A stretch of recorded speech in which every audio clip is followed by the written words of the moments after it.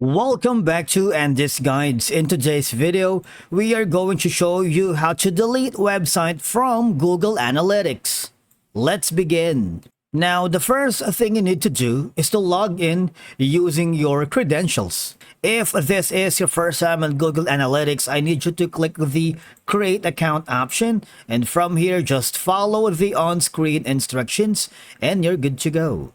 Now, if the website is no longer active or relevant, there's no need to keep tracking its analytics data, right? So the practical moves to make sense is removing it from Google Analytics so that it can keep your analytics account organized and focus on active projects.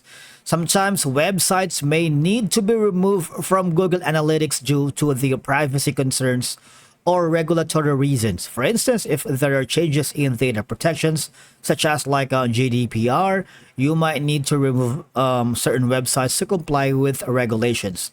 Let me tell you in my experience that over time, Google Analytics account can accumulate a large number of websites and properties, especially if you manage multiple sites. So my suggestion is removing inactive or irrelevant websites will make your life easier to find and analyze data for active websites. But the thing is, how do we delete website from your Google Analytics account? I need you to hover to the admin option here at the bottom left corner, the cog icon settings.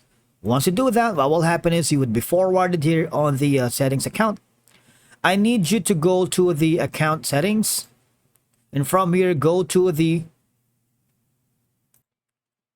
property settings here. Now, all you have to do is once you are here, select the property data that you wanted to delete, and all you have to do is click on the move to trash can. What will happen is if you do that, for example, if you're consolidating websites or merging them to a single domain, you may want to remove redundant profiles from Google Analytics to avoid duplicate or conflicting data. And from here, you will be asked to confirm the deletion. And again, I suggest you follow the prompts to confirm your decision. But of course, after deletion, you need to review your Google Analytics account to ensure the property has been successfully removed. It's important to note that once a property is deleted, all associated data, historical and real-time, will be permanently removed and cannot be recovered. Therefore, I suggest you do this with high caution before deleting any property from Google Analytics. All right, and I believe that's it for today's video. Thank you so much for watching.